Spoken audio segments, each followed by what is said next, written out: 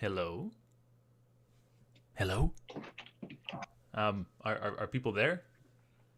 Oh, good. The little light flashing in the distance probably means that people are listening. So, hello! You might think that this is just the strange, disembodied voice of someone tricked into a pocket universe by Marie Bilodeau, but actually, this is your CanCon programming lead, Brandon Crilly, who was tricked into a strange pocket universe by Marie Bilodeau. But this is all according to plan. Everything is fine. And truly, it is my honor and my pleasure tonight to welcome you to the 2021 Aurora Awards, hosted by CanCon, Ottawa's local science fiction, fantasy, and horror conference.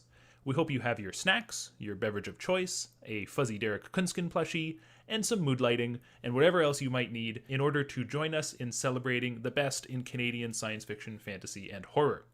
To begin, please welcome Monique Manach, Knowledge Keeper and member of the Algonquins of Barrier Lake, for our opening prayer and land acknowledgement.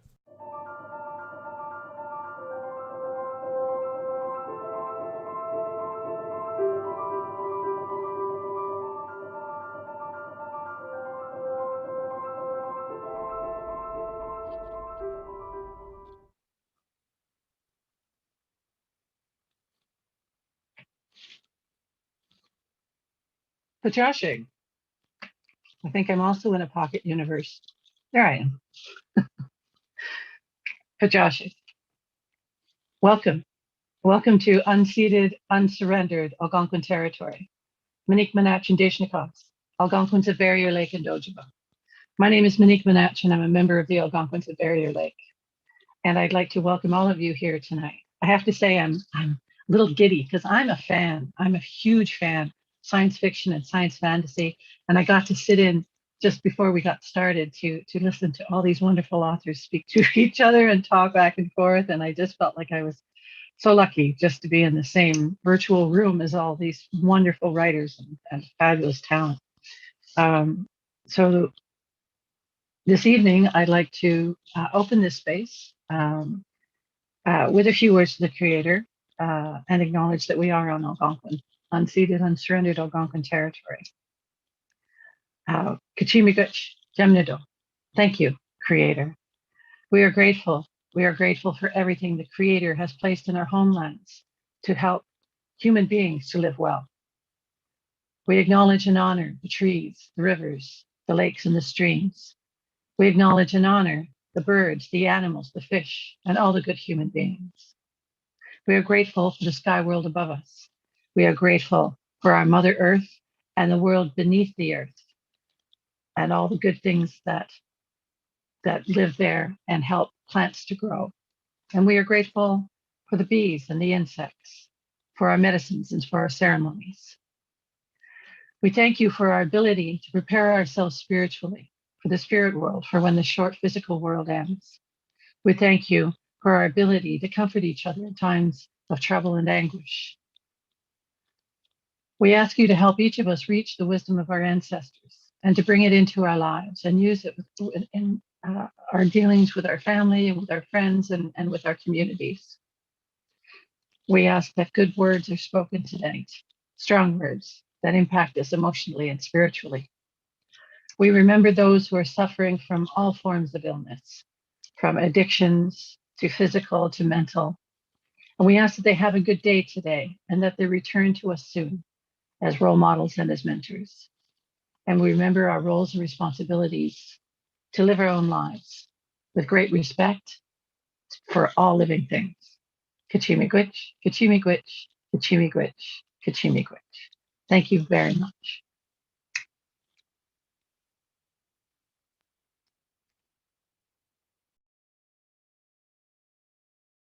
And now please cast your applause across the void for CanCon's illustrious co-chairs, Marie Bilodeau and Derek Kunskin, who are here to welcome us all to virtual Ottawa. That was an amazing way to start. Thank you so much, Monique and Brandon, of course.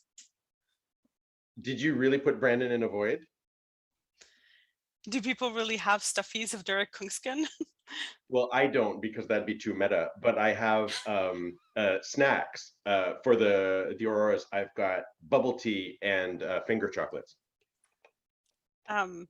I didn't bring snacks because I'm afraid with all the coolness that we're about to witness, I would actually choke on them. So whatever you do, don't choke. You say that because we just went over my notes. We don't have notes. I just want to make this clear to everyone. Every year, Derek has notes, and now we don't have notes. So Derek, take it away. Show us your improv skills. Well, I mean, I'm really happy to be here with you again, Marie. It's always fun to be working as partners on this. And although we couldn't meet in person, it's been, a gigantic 2020 and 2021. We still have friends and we're still together. And I think that one of the things that makes me most happy about, even though we're doing this in a different way, we're still celebrating the community we've got. And, over 2020 and 2021, people came up with, we still supported each other. We came up with new kinds of events. We came up with new events. There's been, more writing, more poeting, more arting, more publishing and everything. And we're here to celebrate that tonight. So even though I don't have notes, that's how I feel from my heart. Oh, your heart has notes. That's beautiful. I wrote on it earlier today. We're calling 911 right now, Derek. You'll be okay. But tonight, to celebrate all of the amazingness that we have, we're going to have a pin ceremony to welcome the new people on the ballot. We're going to have a great keynote speaker as well to touch on some of the points from the past year as well. And we're then going to launch into the Hall of Fame and then each category, which will be presented by some amazing people from the community that we're proud, and we thank them so much, each and every one, and you as well, the viewers, for taking the time to join us tonight, because this is exciting. It is. And so without further ado, unless there's something else your heart notes are telling you, aside from call 911. No, don't call 911. I'm looking forward to the awards. I want to see how everything goes. I'm so excited to be clapping for all my friends and the people who are like, even if I don't know them, I'm very happy for them. Like, it's great ballot. But at the end, I like that you've helped organize a social area behind, so we can, like, after the event, so we can meet and get together and stuff. And so I'm really looking forward to that too. Yeah, we'll put all of that information into the chat for where you can join us afterwards for kind of a greet and meet.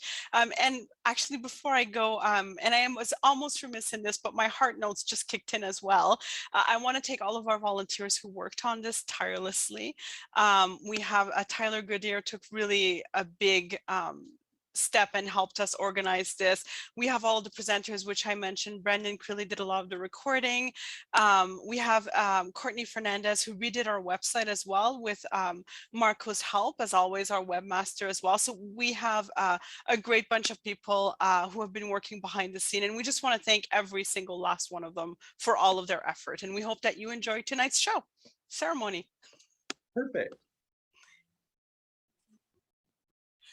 That was an amazing way to start. Thank you so much, Monique and Brandon, of course.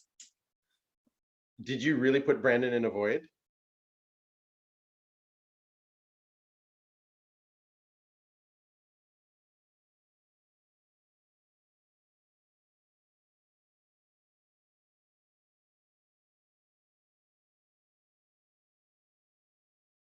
Across the void for CanCon's illustrious co-chairs Marie Bilodeau and Derek Kunskin, who are here to welcome us all to virtual Ottawa. That was an amazing way to start. Thank you so much.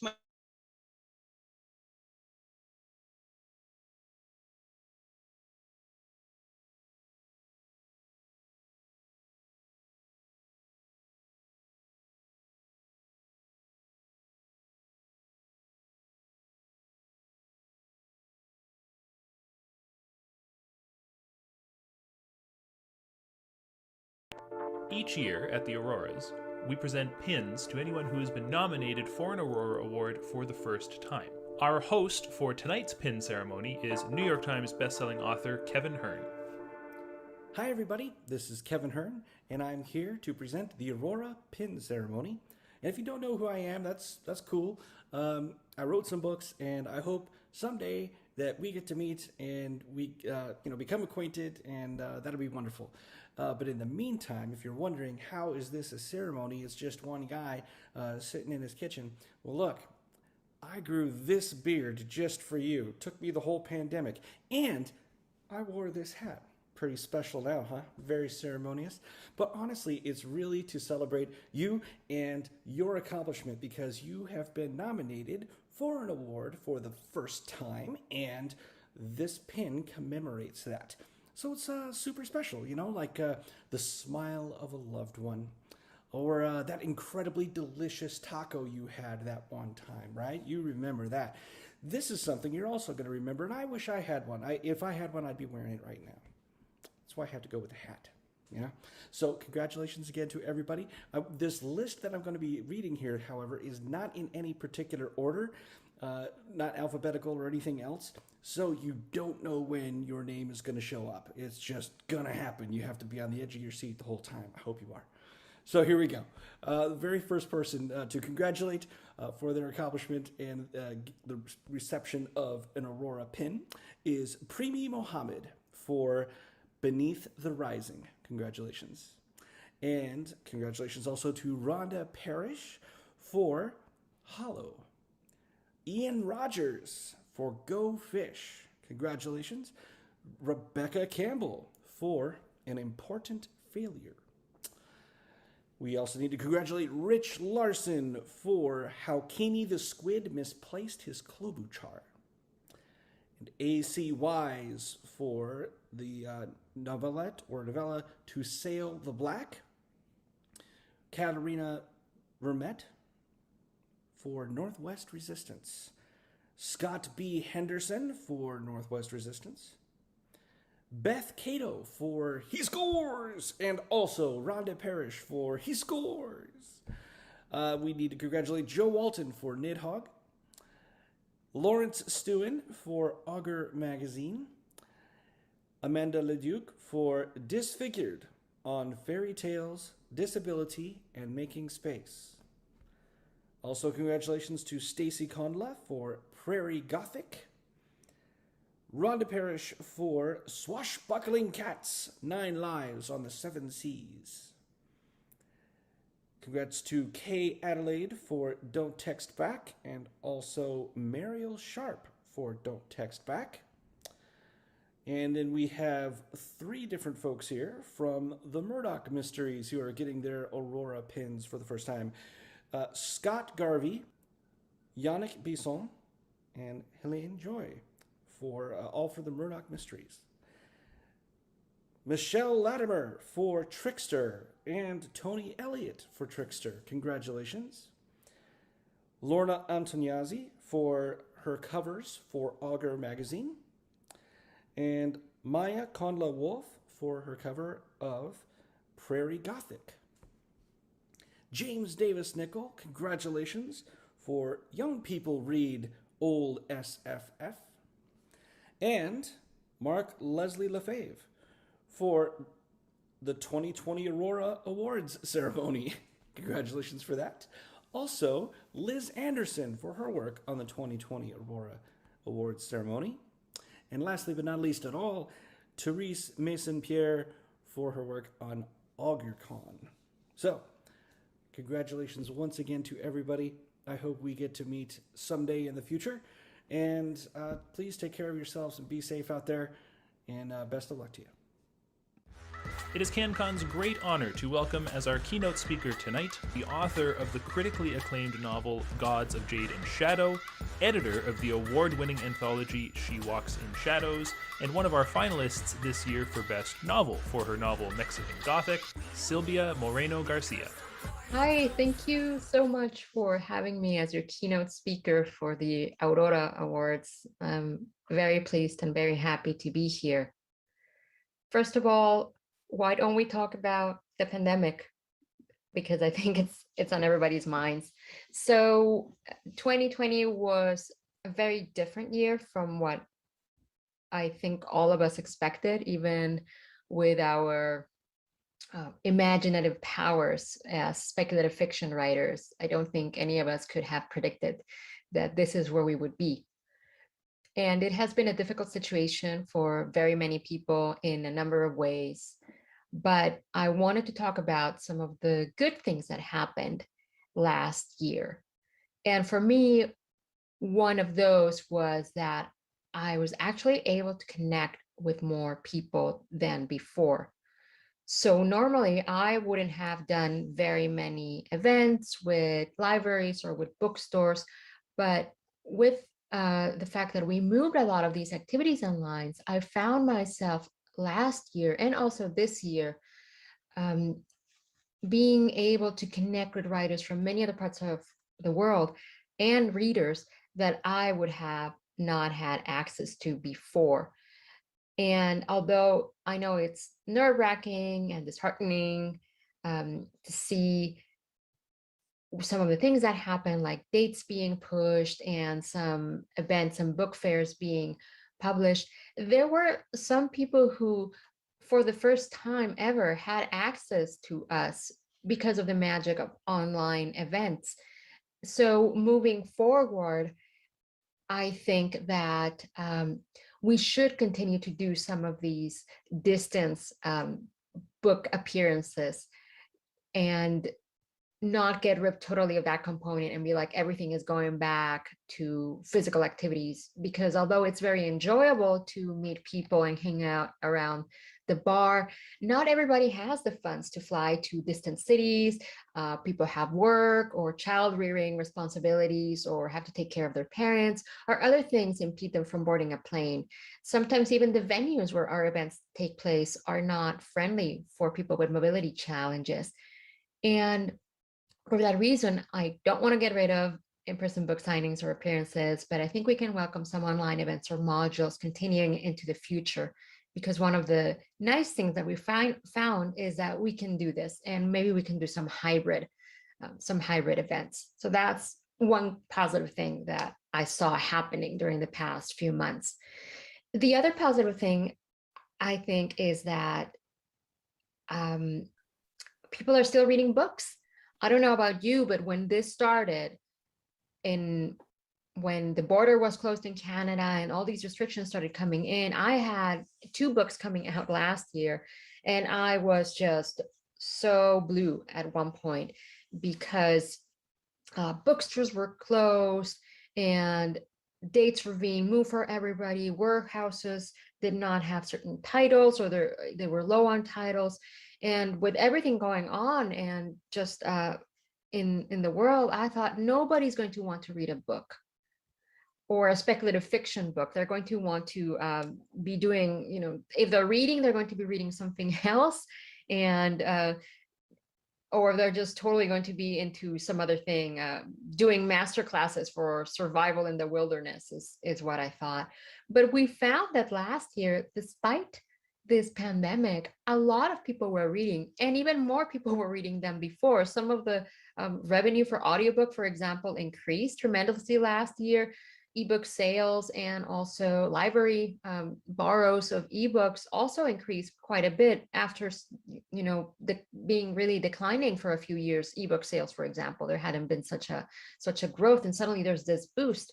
And so even though there's still challenges, independent bookstores saw some of the sales shifted from physical stores to large online retailers, those sorts of things. And some libraries, quite frankly, did not have the budget to get all the electronic books that they might have wanted, and there were challenges in shifting elements of the budget from physical to electronic because people had already made their plans of what they were going to get. But despite these challenges, I think the desire for books is out there, and that's really good. That's really good for us. Now, what can we do for people as we continue facing a pandemic? I think if you work at a library or a bookstore, for example, doing a display for books that came out during the pandemic and that didn't get so much notice would do wonders for authors. So if you have that capacity, or if you have a book club, pointing to some of those titles that might have gone under the radar because of what was going on would be really important. And we should continue to patronize our indie stores and obviously continue to support our libraries, who are doing a great job in maintaining a rich literary ecosystem. And that's the third thing that I think that is actually really good about 2020 and going into 21.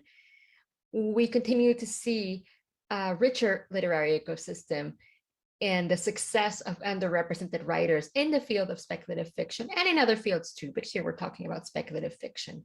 So for example, Stephen Graham Jones, I was very happy to see that he has finally been discovered by the masses. He has earned a lot of attention for his award-winning novel, The Only Good Indians.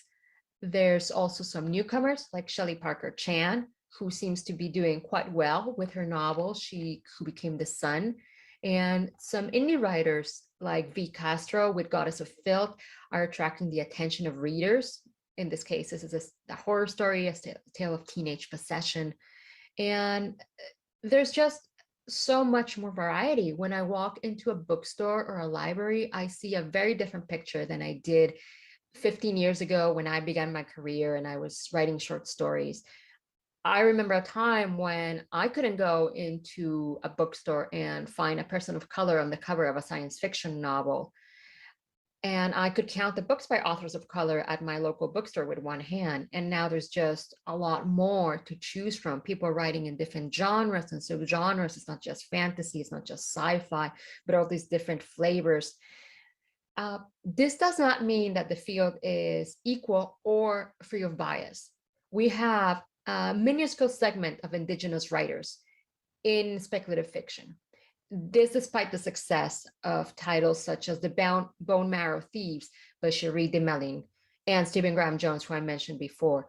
But this doesn't mean that we have won basically the war. We won some battles, but it's still a very unequal field. What we are beginning to see is a literary field that is starting to develop a landscape that seems richer and more vibrant. And now it is up to all of us, writers, editors, publishers, agents, librarians, reviewers, and readers to nurture and promote it. Books have no boundaries, and neither should our imagination. But many times we cling to narrow ideas and concepts. We claim a science fiction novel only counts if it's hard science fiction, or all narratives should be show, not tell. When we establish ironclad boundaries, we can choke the creativity out of authors. When we don't take chances on different visions, we can miss out on dazzling narratives. And when we don't acknowledge our biases, we cannot remove the barriers that we have created. We have to think of literature as an ecosystem. And if we think back about ecosystems, it was a lack of diversity that created the Great Irish Potato Famine. And while I think you might be like, well, that's odd that she's comparing us to a tuber, literature is stronger when it has a variety of voices and ideas. We cannot sustain ourselves with the same old dreams and the same old tales when we cannot tell only one single story. I realize that it can sometimes seem impossible to create a better world, but that is why we start with the microscopic. So if you are a member of a book club, suggest a book by an underrepresented writer. If you are part of an event committee, then think about guests that can come and enrich your programming, reflecting many voices and different aspects of our culture. If you're a librarian, spruce up your collections and enrich them, and don't just display certain books during certain months. Asian science fiction and Asian fantasy fiction and horror should not just be up during the month in which we celebrate Asian society, Asian culture, or Latino society, or Black History Month. It should be a year-long endeavor. If you're work at a bookstore, you don't display just the big best-selling titles, but look at independent labels and writers who may be under the radar and who could really use that boost and that attention. The pandemic has been a struggle. There's no doubt about that. And it's still not over yet. But when it ends, I hope we don't just go back to quote unquote normal, to the same way we behaved before, but that we are better. And one of the ways we can be better is if we work together, continue to work together to create a richer literary landscape. And I hope you agree with this idea. Thank you very much. And I just wish the best for you in the future. And let's see how we're doing in 2022.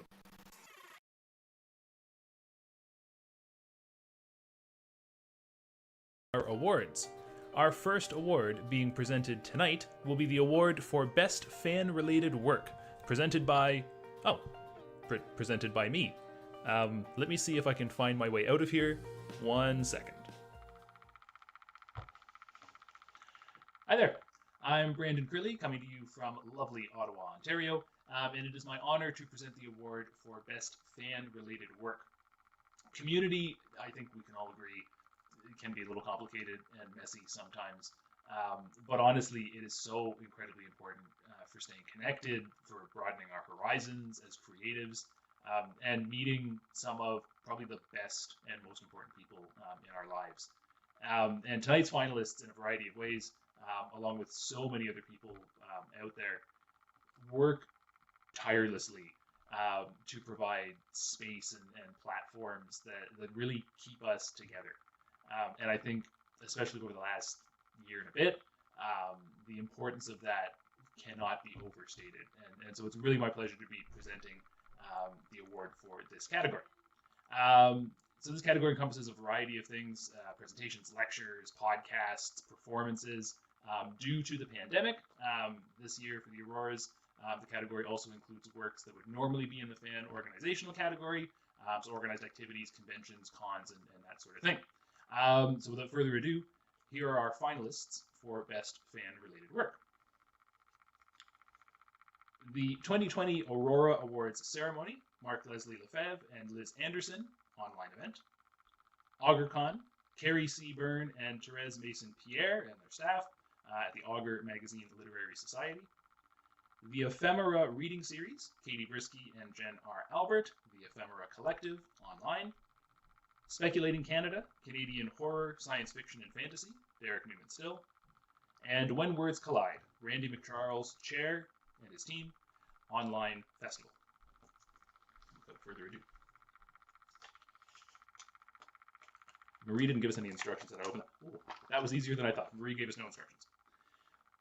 The winner for this year's Best Fan-Related Work goes to When Words Collide, Randy McCharles, Chair, online festival, and his team.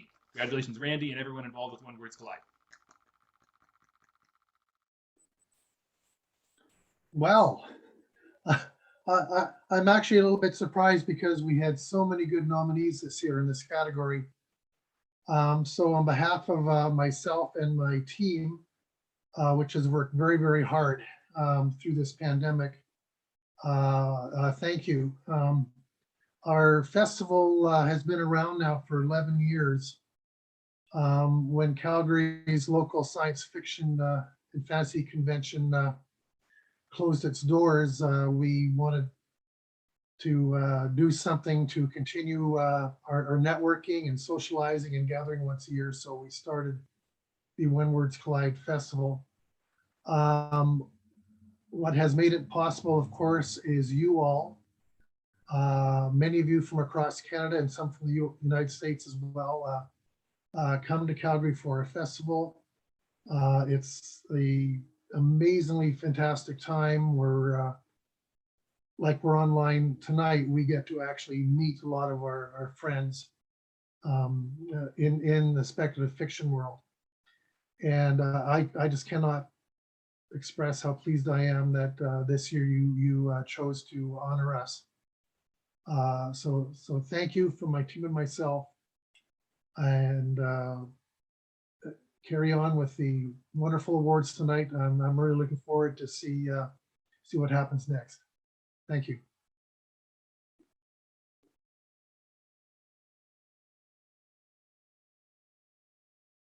And now, presenting the award for Best Fan Writing and Publications, please welcome Annette Mosak. Hello everyone.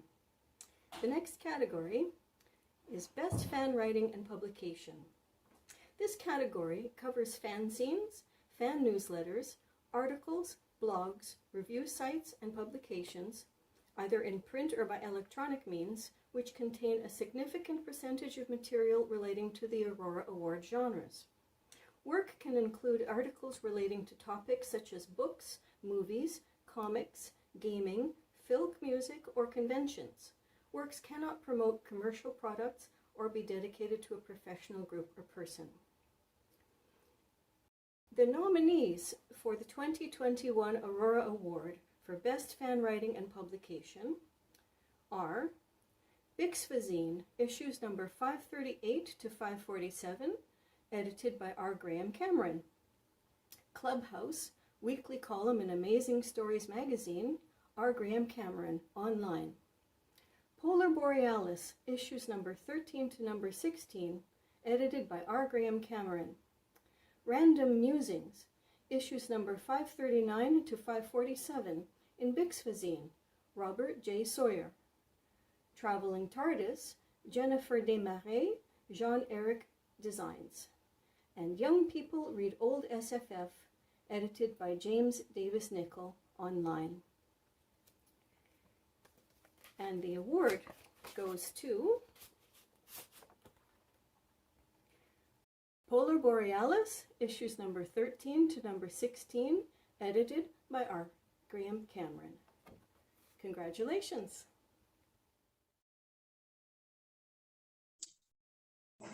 Well, I am very pleased to accept this award. To explain, I like to promote and celebrate the talented people who create Canadian speculative fiction. So you see, this award isn't really for me. It belongs to the imaginative and brilliant creators I publish. This award is all about celebrating them. They each deserve this award. But since it isn't physically possible to share this award with all the people responsible for my winning it, I'll just have to display it on my bookcase at home, on their behalf, of course. But seriously, this award really does belong to them. And from the bottom of my heart, I thank everybody who voted for them. Thank you. Cheers. I'm happy. I'm very happy.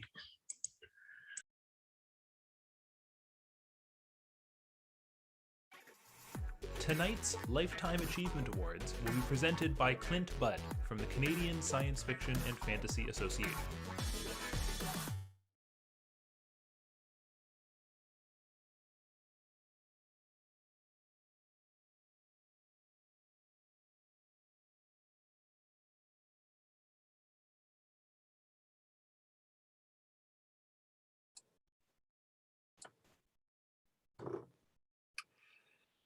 I'm very pleased to announce that we're welcoming 3 new people to the Hall of Fame.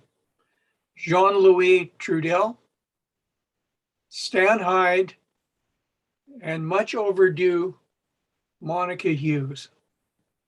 I don't know if Jean-Louis or Stan are here to accept, but if they are, they need to speak up. Hi, I'm here. Hi, Stan. Hi. Welcome to the Hall of Fame. Thank you very much, Clint, and everyone. Long overdue. Monica Hughes' daughter, we have been in touch with her, and is she here this evening? Hi, yes, I am. Hi there. And you'll be accepting in place of your mother. Absolutely. That's great. And I know Jean-Louis is here because yes, I am. There he is. Long deserved, Jean-Louis. I don't know how you've been missed before this, but I'm delighted to welcome you to the Hall of Fame. Congratulations to all 3 of you. And now oh, Do you want to make remarks? Sorry, Stan. Should I start? Yes, Oh, please. I'm nervous now. I just want to thank everyone for the acknowledgement. I feel a bit like Graham did. This has just been fun. I went to my first convention in Toronto at the 31st World Science Fiction Convention when I was 17 back in 1973, and I've had this fanish family ever since. Those people there introduced me to people, and after that I wrote for fanzines and I started clubs, and all of it. It's really not about me at all. It's like fandom is if you build it, they will come. If you start a club, I've started 3 clubs, the Science Fiction Association of Victoria and Monster Attack Team Canada. I've been involved with a G-Fest, which is held in Chicago, but which celebrates Japanese science fiction films and Godzilla, frankly. And even though it's held in Chicago, the editor of the magazine devoted to it is in Steinbeck, Manitoba, and it's a very Canadian thing, even if it's been held for the last 27 years in Chicago. So it's all about having fun and people introducing their love to me. And the other thing I have to say is sometimes I'm slow. I always thought science fiction was international, Japanese writers and Soviet writers and British writers and I guess American writers. But it wasn't till Canadian in 1994 when I went to Winnipeg that I thought, gosh, I don't know enough about Canadian writers. So I think it's so important that we've got a genre in science fiction and fantasy that's inclusive, has voices from all around the world. Especially important to acknowledge voices in Canada, but as well from everywhere else as well. So anyways, it's been fun. And I want to thank everybody for letting me have so much fun and for being such a great family. And I hope it's going to continue. Please be accepting, keep this fandom inclusive and always trust your sense of wonder. And thanks. Very much appreciated. Adrian. I just want to say thank you to everyone for this honor for our mom, who, of course, we wish she were here to accept this, but a big thank you from myself, my family, her friends, and all the fans. Thank you. Thank you. Jean-Louis. Well, I prepared a few remarks and one provocation, so I'll go ahead with that. First, I wish to thank the members of the jury. I am pleased, honored to find myself in such impressive company. Second, I wish to mention my parents, my father who introduced me to the life of letters, my mother who has been a constant support. Third, my wife and companion, Nathalie, who has enriched my life in writing in all ways. I owe a debt of gratitude to many more people, of course. I like to think of my high school teachers, as well as my first editors and publishers, who all encouraged an amazingly young man to go ahead and write what he loved.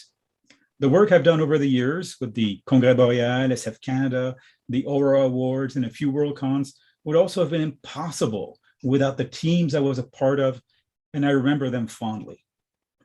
I feel I've come a long way from that teenager who was so excited to publish a first story back in 1984, such an appropriate year, and yet not so far. I intend to keep going as long as editors will buy what I write in French or English. Thank you, Graham. Lately, I have spent some time looking back, but not at my career alone as I work towards a history of French-Canadian science fiction. Science fiction has come a long way in Canada since the first stories published by Napoléon Aubin in French in the 1830s, when Mary Shelley was publishing the definitive edition of Frankenstein and Edgar Allan Poe was just getting going. Canada, too, has come a long way. Of its many peoples, some have faced challenges to make it here and now. The survival of French has been threatened at times and is still far from certain outside of Quebec.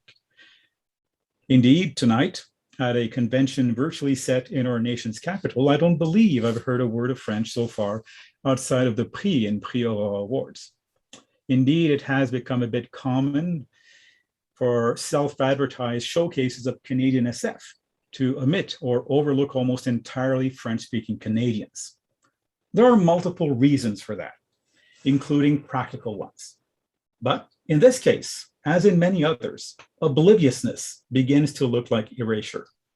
There are great authors working in French in Canada, not just Elisabeth Bonabour, who has already been recognized by the Kisva Hall of Fame.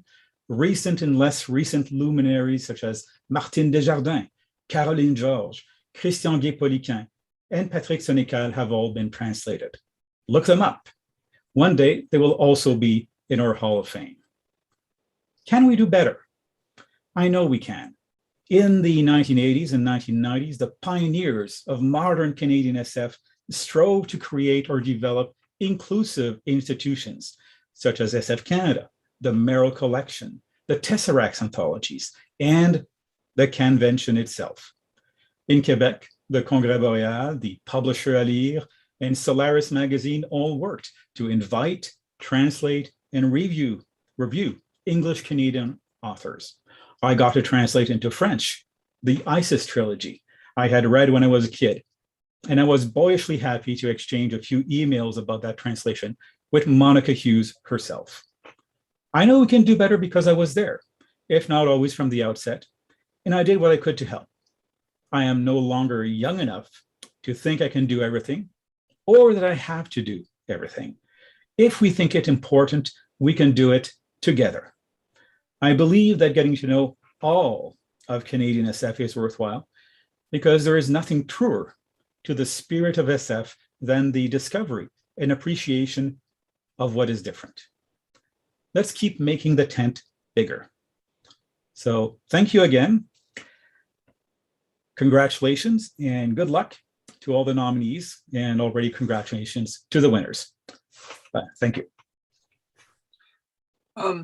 I would like to make a remark on behalf of the Hall of Fame itself.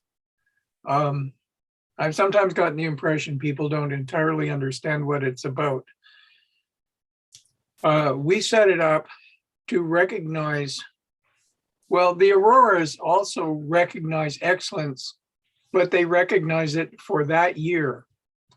And the Hall of Fame recognizes it over whole careers. And the way that we set it up is actually fairly simple. Nominations can come from anyone in the Canadian Science Fiction Hall of Kissa. And I would think that it could be opened even wider than that to people who are not necessarily members of KISFA.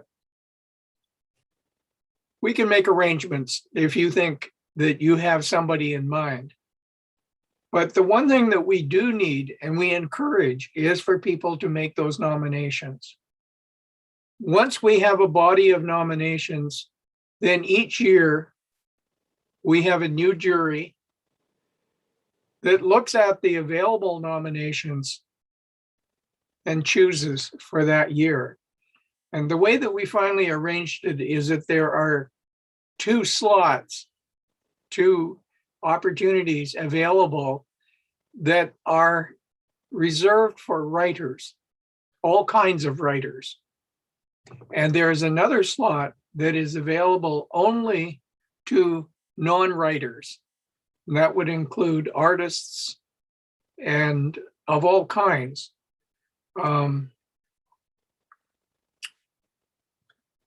So on behalf of the KISFA Hall of Fame, please send nominations in. Thank you.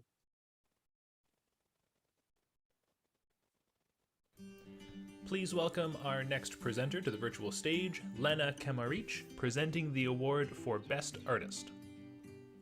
Hello, I'm Lana, and I'm honored to be presenting this year's Best Artist Award. Not sure why they picked me. My favorite thing about visual art is that it's a universal language. The cover of a book tells you so much about the story within before you even glimpse the first page.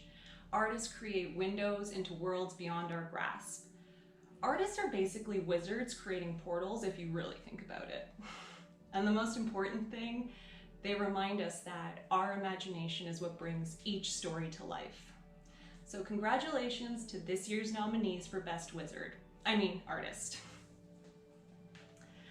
Lorna Antoniazzi covers for Augur Magazine, issues 3.1 and 3.2. Samantha M. Biko, cover for Flights of the Marigold, Laska Media Group. Swati Chavda, art, maps, and covers for multiple publications. Dan O'Driscoll, cover for Corona Burning. And Maya Kondlawolf, cover for Prairie Gothic, Prairie Soul Press. And the winner is Samantha M. Biko, cover for Flights of the Marigold, Laska Media Group. Congratulations.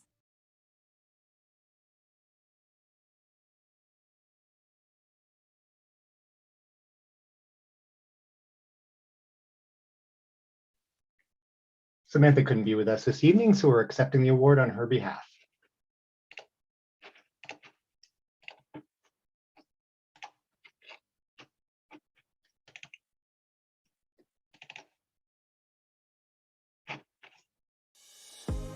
Next up, please welcome Wab Guichet Rice, presenting the award for Best Visual Presentation.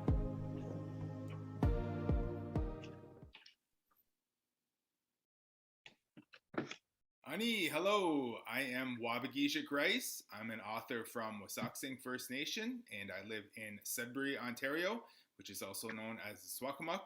I am very thrilled and honored to be presenting the 2021 Aurora Award for Best Visual Presentation. This category covers movies, television productions, stage plays, or similar works, and the award itself recognizes excellence in visual presentation.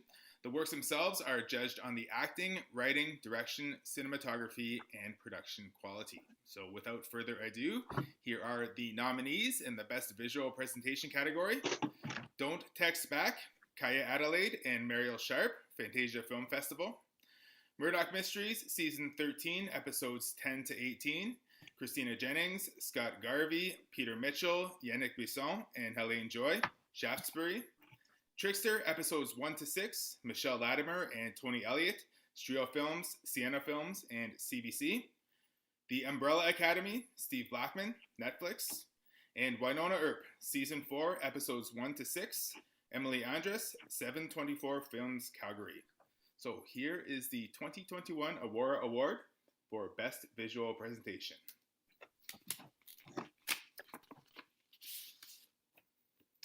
The Umbrella Academy, Steve Blackman, Netflix. Congratulations.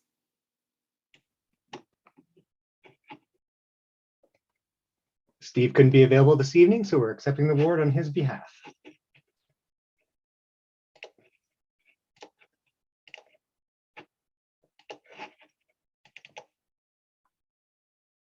Please welcome to the virtual podium our next presenter. Liz Westbrook Trenholm will be presenting the award for Best Related Work. Good evening. It's my privilege today to present the Pre-Aurora Award for Best Related Work. This category covers works of criticism, book reviews, CDs, critical editions, screenplays, anthologies, or a single author collection. In other words, it covers all professional works that are not covered in the other professional categories. This award category is dear to my heart.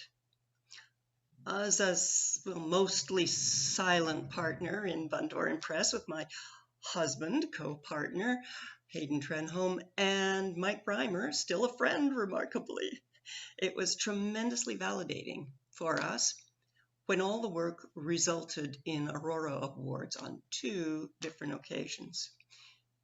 I'm sure all the nominees tonight feel equally gratified to be considered. Certainly, as a grateful contributor to and a consumer of the periodicals and anthologies and the other great works that are encompassed by the Best Related Work category, I'm equally delighted to see this recognition for the hardworking souls who convey to us the stories we love to read. The nominees, honored nominees I might add, are Carrie C. Byrne, Alexander de Pompa, and Lawrence Stewin for Augur Magazine, issues 3.1 and 3.2. Amanda Leduc for Disfigured on Fairy Tales, Disability, and Making Space from Coach House Books. Diane Walton for On Spec Magazine from the Copper Pig Society. Jen R. Albert, C. L. Clark, Summer Fletcher, and Peter Adrian Baravesh for Podcastle from Escape Artists Incorporated. Stacy Condla from Prairie Gothic from Prairie Soul Press, and Rhonda Parrish for Swashbuckling Cats, 9 Lives on the 7 Seas from Tyche Books. And the winner is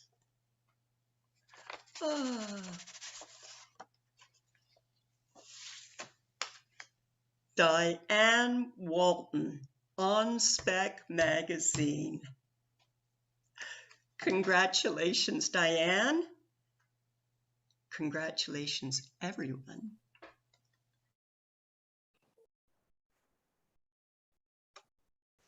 Okay, hello. Am I on camera? Hello. Yes, we hear you, Diane. Oh, good. I was trying to figure that out. Okay, well, okay, I'm surprised. I'm listening to all the other nominees and thinking what a fabulous bunch of publications and productions, and it's just crazy. So again, thank you so much for supporting for like over 30 years of On Spec, and all of the people who have been reading On Spec and voting for us over the years. It's fascinating. I want to thank all the people who are my fabulous team of volunteer editors and proofreaders and slush readers and interviewers, and the designer and all the artists, all the wonderful artists that make our covers look so amazing. Last but not least, as has been mentioned earlier, thank you so much to all the writers. We can't do this without you. So thank you very much.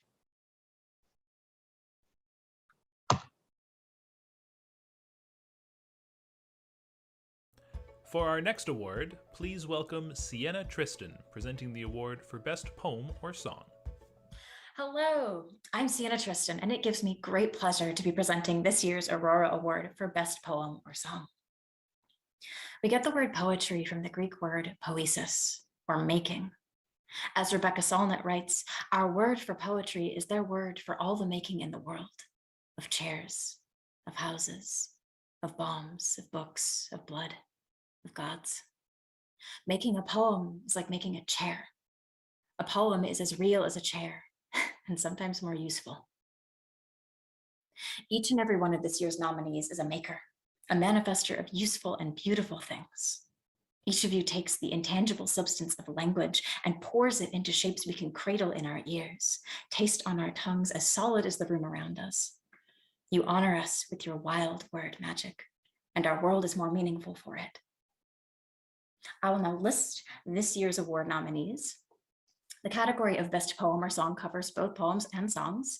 A song may include lyrics and music. The nominees are Arachnoid Cyst by Dominique Parisien in This Magazine, March-April. Backstory by David Klink in Strange Horizons, issue 21 in September. The Death of the Gods by Leah Bobbitt in Uncanny Magazine, number 32. Electra by Y.N. Pang in Arsenica.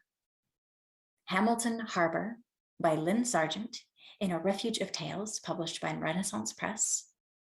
He Scores by Beth Cato and Rhonda Parrish in Starline, Summer. Masquerade by Colleen Anderson in On Spec, issue 115, volume 31, number 1. And Nidhogg by Joe Alton in The Book of Dragons, published by Harper Voyager. And the winner of the 2021 Aurora Award for Best Poem and Song is Nidhogg by Joe Walton in The Book of Dragons, published by Harper Voyager. Congratulations, félicitations, and thank you again for sharing your amazing creations with all of CanSpec. Joe Walton couldn't be with us this evening, so we're accepting this award on her behalf.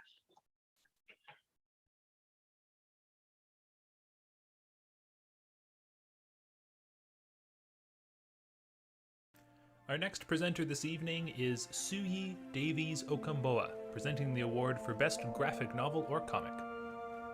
Hello and welcome. I'd like to congratulate all the nominees in this category. Telling visual stories is a challenging task that requires dexterity in balancing textual, narrative, and visual elements to produce a compelling story. It is a testament to your dedication to this ability that you and your work have been recognized by readers, peers, and judges. Bask in the joy and light of this, for you're indeed shining stars for all of us. The 2021 Aurora Award for Best Graphic Novel or Comic covers works that combine both words and art to tell a story. This category includes graphical novels, stories, or comics. Works can be published as a standalone work or within an anthology or collection, either in print or on the internet. Nominations can be based on the written word, illustration, or color work. And now, the nominees.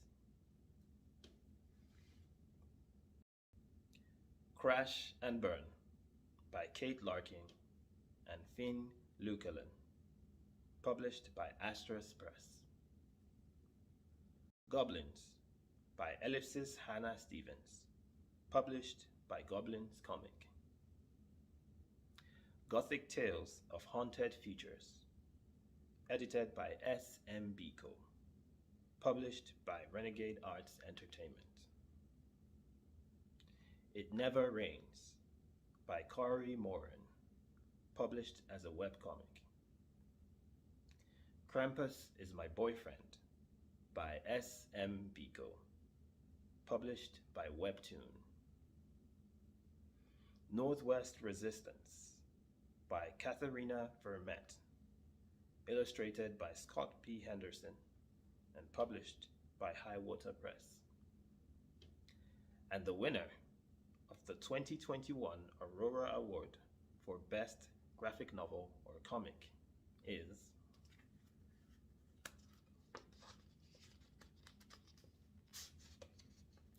It Never Rains by Corey Moran, published as a webcomic. Congratulations, Corey.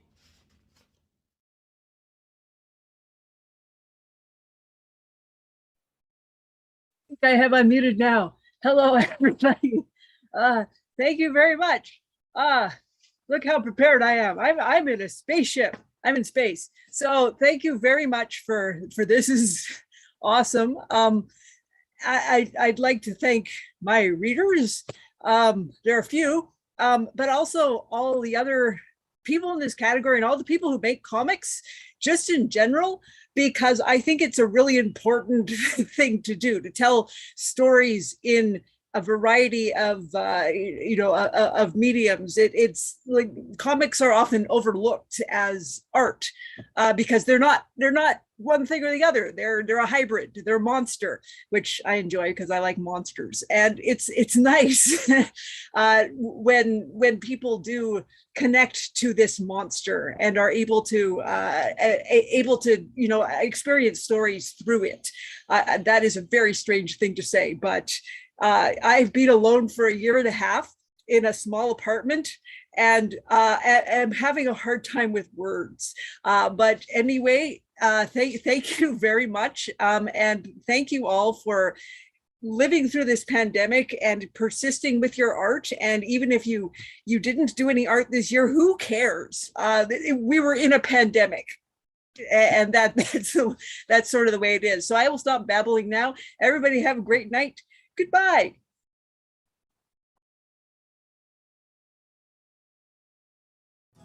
Our next award will be for Best Short Story. Please welcome our presenter, Kate Hartfield. Hi, my name is Kate Hartfield, and it is my absolute honor to present the Aurora Award for Best Short Story. This category covers short form fiction, such as short stories and flash fiction. Short stories give writers scope to play with big ideas and big voices, or to give us a momentary glimpse inside the shifting kaleidoscope of character. We're all richer for these stories, and I thank and congratulate all of the nominees. And they are All Cats Go to Valhalla by Chadwick Ginther. Swashbuckling Cats, 9 Lives on the Seven Seas, Tyche Books. The Bone Stag Walks by K.T. Brisky, Lightspeed Magazine. Breathe by Calvin D. Jim, Prairie Gothic, Prairie Soul Press. Grass Gods by Elizabeth Whitten, Prairie Gothic, Prairie Soul Press. Night Folk by Barb Galler Smith, Galaxy's Edge Magazine. And the winner is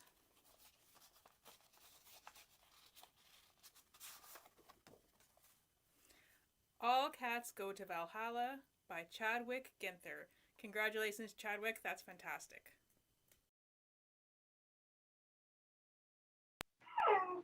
Chadwick couldn't be with us tonight, so we're accepting this award on his behalf.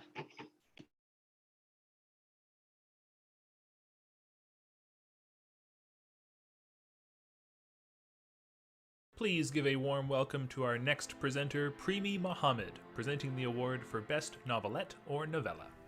Hi, my name is Primi Mohammed, and I'd like to thank CanCon for inviting me to present this award, the inaugural Aurora Award for Best Novelette or Novella. This is a length that I'm particularly fond of, reading as well as writing. I've had 3 novellas published this year, and I believe it's a length that requires a lot of self-control, as well as a lot of skill, to keep it from being just a long short story or a short novel. This category covers works with a word count of between 40,000 and 7,500, and it only covers works that are defined as either novelettes or novellas. The finalists are Go Fish by Ian Rogers, Tor.com. The Immolation of Kev McGee, Lex Beckett, pseudonym for A.M. Della Monica, Clarksworld, issue 167, August. An Important Failure, Rebecca Campbell, Clarksworld, issue 167, August. How Keeney the Squid Misplaced His Klobuchar, Rich Larson, Tor.com.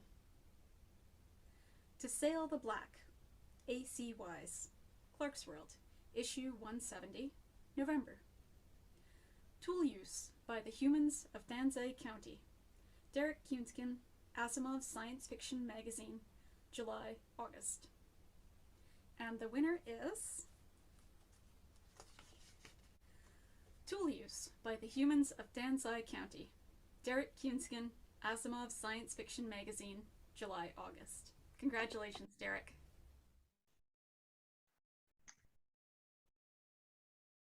Thank you very much, Primi. I'm really excited to, I didn't think I was going to win because I looked at the ballot and thought, wow, this is a lot of impressive people. I wanted to thank people who helped me make this better. It included Kelly Robson, Alex De La Monica, Liz Westbrook Trenholm, Kim May Kirtland, Peter Atwood, Vera Sun. People are tweeting about me, Kate Hartfield. And I also wanted to say this was a really cool example of how science fiction works, because Kelly, Alex, and I were invited to go to China to tour a poverty relief initiative they were doing, because Chinese science fiction magazine wanted to use science fiction to look at the future to talk about now. And that was such an extraordinary experience and writing prompt, and that's where this story came out of. So I just wanted to say thank you to everybody, and thank you for the voters, and congratulations to everybody on the ballot. Thank you.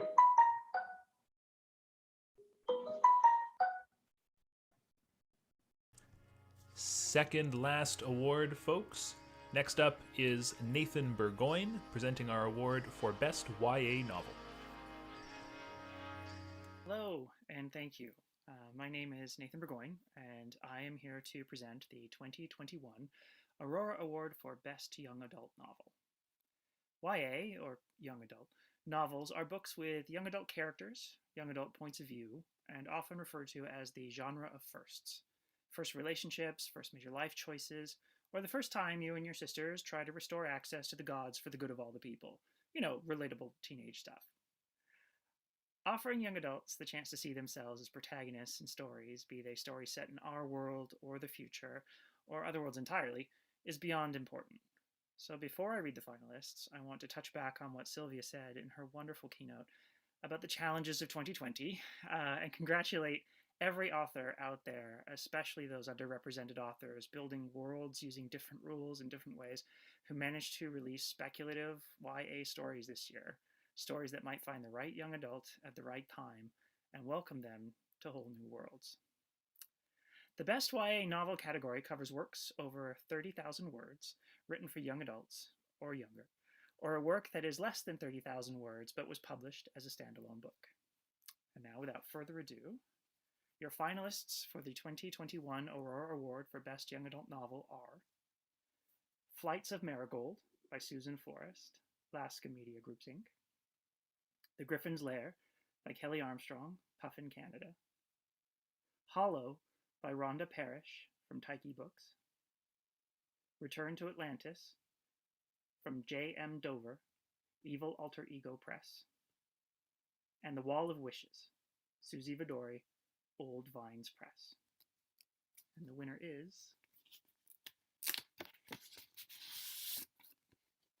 the winner for the 2021 Aurora Award Best YA Novel is Flights of Marigold, Susan Forrest, Alaska Media Groups Inc. Congratulations, and congratulations to all the finalists. Hello, am I there? You're there. Yeah, I'm going to assume that I am. Okay. Again, I can't believe that I won the award this year. This is just so exciting for me. Yeah, I would like to thank all the readers and all the voters that recognized all of the pieces here, all of the stellar work. It is just amazing to be included in this company of artists. Clearly, Lucas Law, Laxa Media Groups. I feel like I'm the luckiest writer on this earth because I couldn't ask for a more creative and supportive publisher. Samantha Bako for her amazing cover. I hope it's visible to you all here. Sora wrote some beautiful music. She won last year. Holly Totten for her video filming and editing. Clint, Cliff, the organizers, Mark, all of you guys, everybody who helped out. CanCon, Dawn and my family. Thank you all.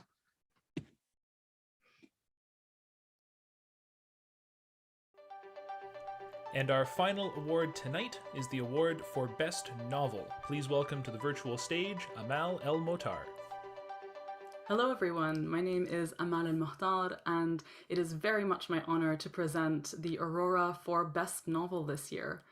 Now, the Aurora's category description for the novel is, and I quote, works with over 40,000 words. A work that is less than 40,000 words but is published as a standalone book can be allowed to compete in this category if the author wishes it. But word counts are, this is me now, but word counts are arbitrary metrics necessary to the administration of wonderful awards such as this, but they're insufficient to the experience of sinking deeply into a wholly different world or time or life, as provided, for instance, by this year's wonderful finalists. Those finalists are Beneath the Rising by Primi Mohammed from Solaris, A Connecticut Gumshoe in King Arthur's Court by Randy McCharles from Tyche Books, Mexican Gothic by Silvia Moreno Garcia from Random House Publishing Group, The Oppenheimer Alternative by Robert J. Sawyer from Red Deer Press, and A Stitch in Time by Kelly Armstrong from KLA Frick. Congratulations very much to these fantastic finalists.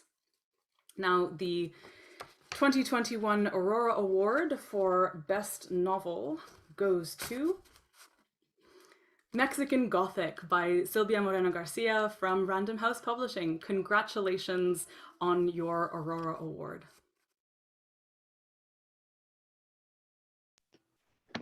Silvia Moreno Garcia couldn't be with us this evening, so we're accepting this award on her behalf.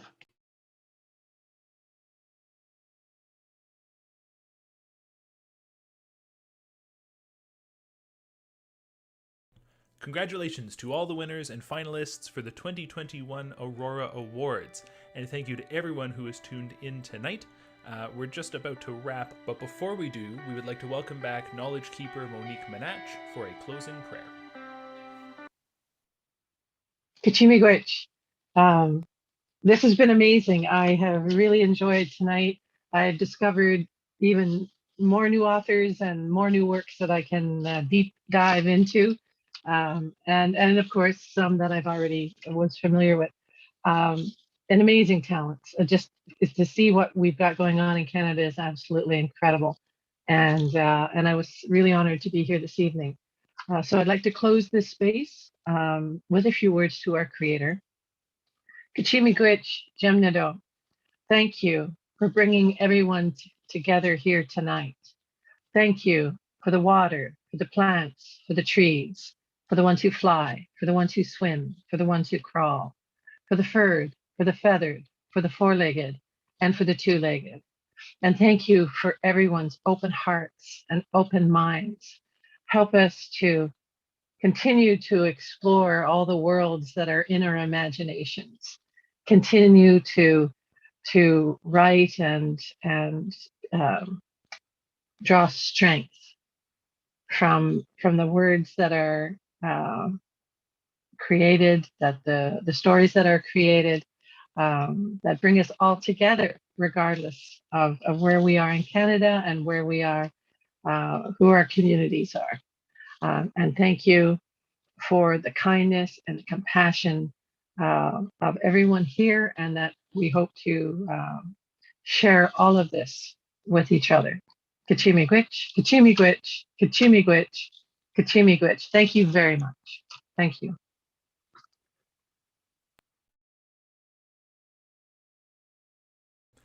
Thank you so much, Monique, and thank you to everyone for joining us tonight at the 2021 Aurora Awards. Just a reminder to join us for a meet and greet over at our virtual lounge. Details will be posted in the chat, and volunteers are standing by to let you in. The entire CanCon team thanks you for joining us today. And I'm still here in the Pocket Universe. Hello? How do I get out of here? Hello? Hello? Marie?